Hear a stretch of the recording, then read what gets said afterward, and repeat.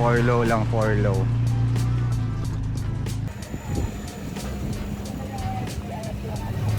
Swerte hindi basa, puro elbow eh. Tapos ang ano, Di yung masabi, ang pababa. umulan. Buti na lang naka-ridge grappler. On and off-road, no? Ano? On-road and off-road capable ang Ridge Grappler natin. Ayun no? Sa tamang PSI.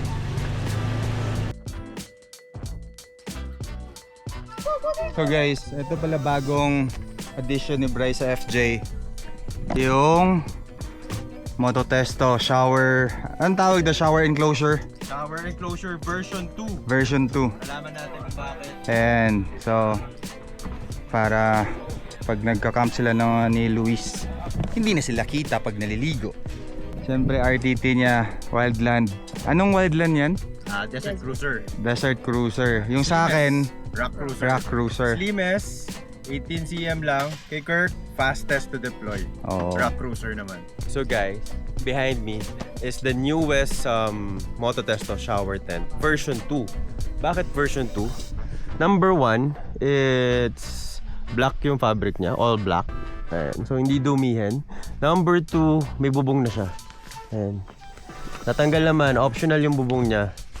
But nilagyan ng bubong, syempre, para kung may tao dyan, tas may tao sa tent, at least may privacy. Safe ka din sa mga drones, just in case. So ayan yung ano niya, size niya. And first time namin mag-shower tent, so hindi ko ma-compare yung size. But from what I see from other, medyo malaki to ng konti dun sa iba.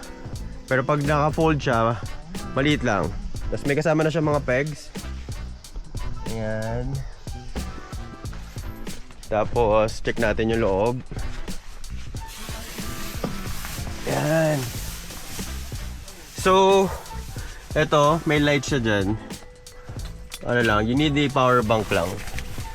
So ayan, with the power bank, mapapagana nyo na yung light. Wala siyang individual switch, but that's fine. So plug lang talaga. But inside, ito yung meron. Meron, spacious.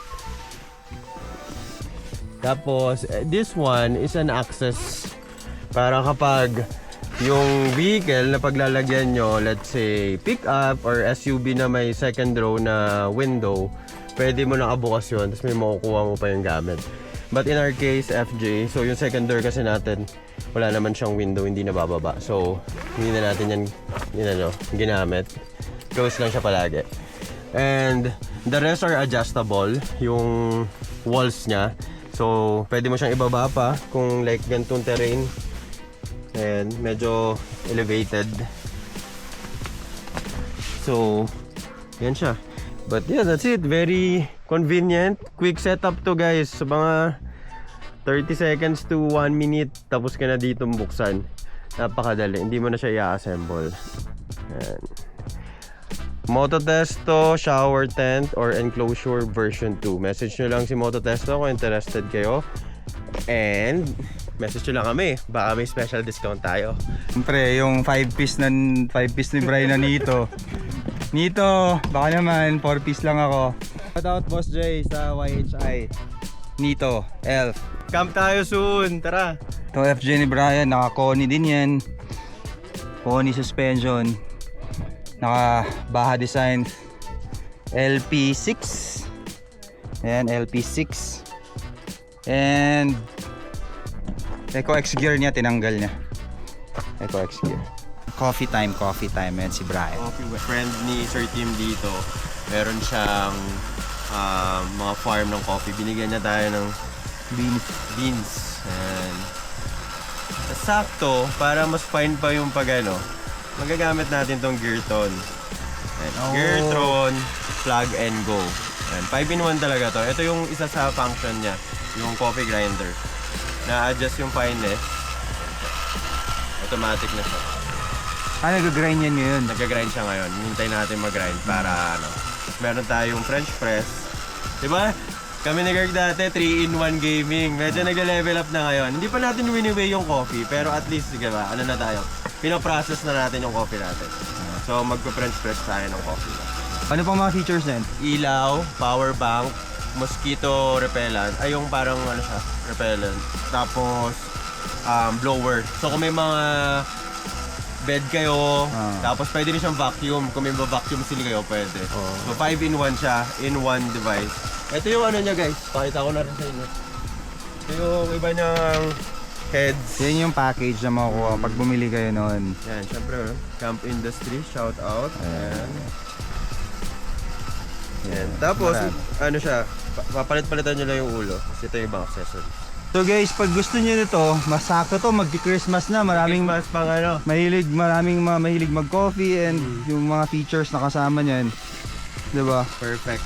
Guys, Geartron, avail nyo lang sa Camp Industries. Anong code gamitin nila? TLBPH yan. Makaka-discount sila.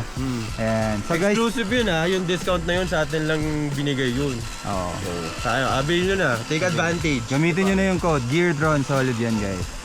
Uy, flex ko rin to ha. Ano meron dyan? Kasi tuntua ako eh. Wala tayong dual battery, pero 2 days na tayo nagka-camp. Yung ice ko na ano, bro, power pack niya. Yun So, yung power source na Yeah, power this is pack. magnetic. Pwede mo siyang i-dikit dito sa body ng ice ko nyo. Tapos, may solar siya. May solar charging siya. Pwede rin solar. So ito yung ice ko, ito yung fridge na gamit na ni Brian dito sa FJ. Actually, karamihan sila Sir Tim, sila Kel, ice ko din gamit nila. Pero Yan. this is 35 liter. Kung Kay Kel mas malaki, no? mas malaki. Kasi tayo, limited yung space. Di tayo pwede mag 55 eh. So ito, 35 lang siya.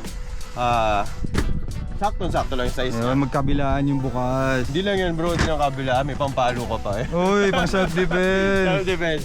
But yeah, yun yung ano natin. Yan. So ice ko guys, ice ko. Ayan. Tapos meron siyang solar panel. Pwede rin solar panel. So 2 days na, guys, yung ano natin ito. Yung power pack. Power pack 50% na siya. So kung 3 days camp, enough na to kahit wala kang power station. Hindi mo na siya kailangan. 4 days agad. Oo. Hindi mo na siya kailangan i-plug dito. Sa Ito, ano to? ito, EcoFlow. EcoFlow. Delta 2. So, Siyempre may mga gladiator box. Gladiator ba ito? Hindi. Gladiator. Gladiator. Ang maganda kasi dito rin, accessible yung mga gamit. Kahit di mo buksan sa taas, pwede sa gilid. Pag may laman yan yan. Ayan. Yun yung mga setup nitong FJ. Siyempre, Wildland. Ayan, yung mga box ni Bri, Gladiator yan. Yung reclining chair nila, isa sa pinaka-comfy chair. Sobrang comfy bro, inupuan ko kahapon. Comfy, tapos hindi siya kakain din ng space. Then like, ayan. Oh, tapos pag matutulog ka na, pwede ka na matulog, tapos walang pa. Yun. So guys, comment nyo naman kung gusto nyo i-walk through namin ng detail talaga from the suspension to from exterior to interior.